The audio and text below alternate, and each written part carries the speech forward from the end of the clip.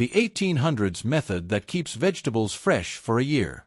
With grocery prices climbing and supply chains feeling more unpredictable, many of us are looking for ways to make our food last longer without relying on modern refrigeration. What if you could keep your vegetables fresh for an entire year, just like people did in the 1800s? Back then, families, including the Amish and other homesteaders, mastered simple, sustainable methods to preserve their harvests through harsh winters and beyond. Today, we're diving into these time-tested techniques that are not only frugal and eco-friendly but can also save you money and reduce waste. Whether you're a gardener, a prepper, or just someone who wants to stretch their grocery budget, these 1800s methods will change the way you think about food preservation.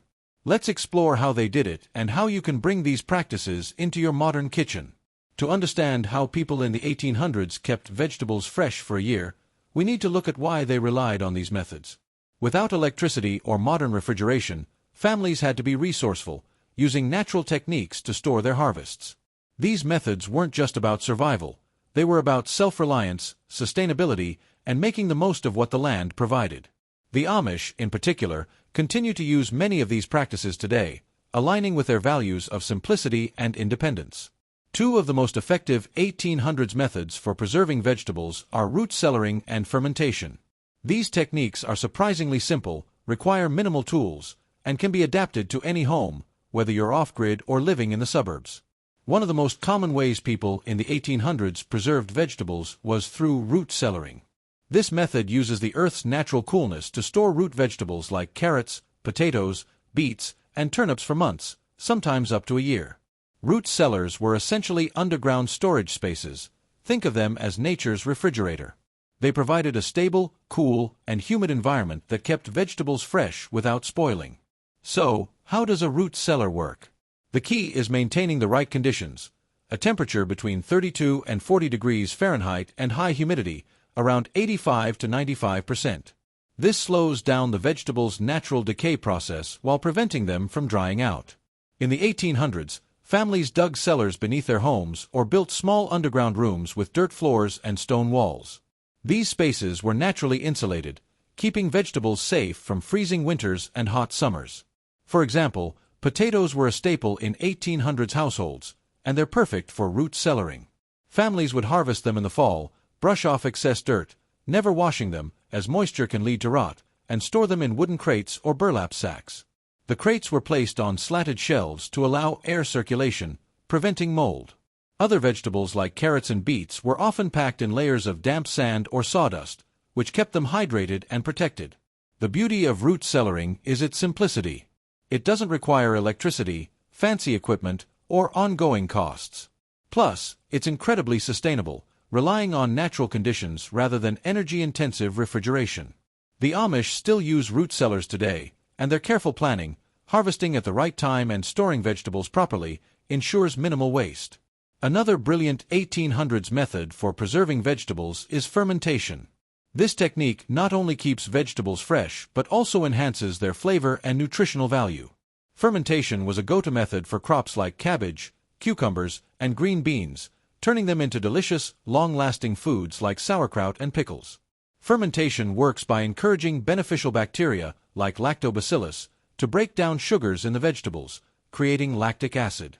This acid acts as a natural preservative, preventing spoilage while giving fermented foods their tangy flavor.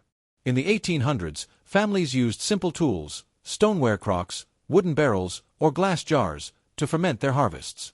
The process was straightforward: chop or shred the vegetables, mix with salt, pack tightly, and let nature do the rest. Take sauerkraut, for example. To make it, 1800s homesteaders would shred cabbage, sprinkle it with salt, and pack it tightly into a crock. The salt drew out the cabbage's natural juices, creating a brine that submerged the vegetables. Over a few weeks, the cabbage fermented, developing a tangy flavor while staying edible for months, even a year, if stored in a cool place. Cucumbers were preserved the same way, becoming crunchy pickles that could last through the winter. What's amazing about fermentation is its health benefits. Fermented vegetables are rich in probiotics, which support gut health, and the process preserves vitamins that might be lost in other methods like canning. Plus, it's incredibly frugal. Salt and a container are all you need. The Amish continue to rely on fermentation, valuing its simplicity and the way it transforms humble vegetables into nutrient-packed foods. The good news: you don't need to live in the 1800s or off the grid to use these methods. Root cellaring and fermentation can be adapted to modern homes with a little creativity. Let's break down how you can start. For root cellaring, you don't need a full underground cellar. A cool, dark corner of your basement, a garage, or even an unheated closet can work. If you don't have a basement, try a buried cooler or a bucket packed with sand to store root vegetables. The key is to mimic the cool, humid conditions of a traditional cellar. For example, wrap carrots or beets in damp towels and store them in a plastic bin with a lid to maintain humidity. Check your vegetables regularly to remove any that show signs of spoilage, and you could enjoy fresh produce for months. Fermentation is even easier to try at home. All you need is a clean glass jar, some salt, and your favorite vegetables.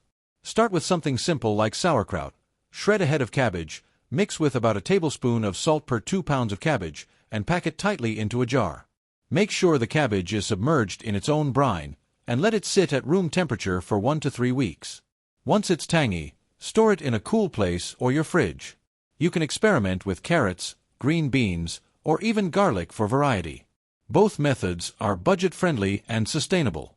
These 1800s methods, root cellaring and fermentation, are more than just relics of the past.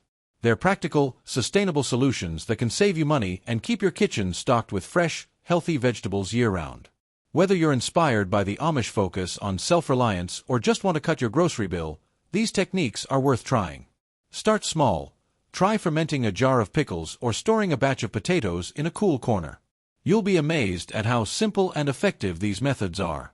If you enjoyed this deep dive into 1800s vegetable preservation, please like, comment, and subscribe for more frugal and sustainable tips.